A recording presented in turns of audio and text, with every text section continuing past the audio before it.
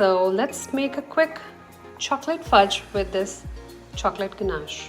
Take a pack of any biscuit. I'm picking this Parle-G, or you can pick any, and then just break the biscuit. Now turn on the heat, put your ganache on the top. Let's give it a nice stir.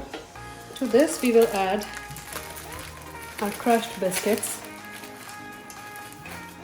Whatever is not broken, we will break them apart.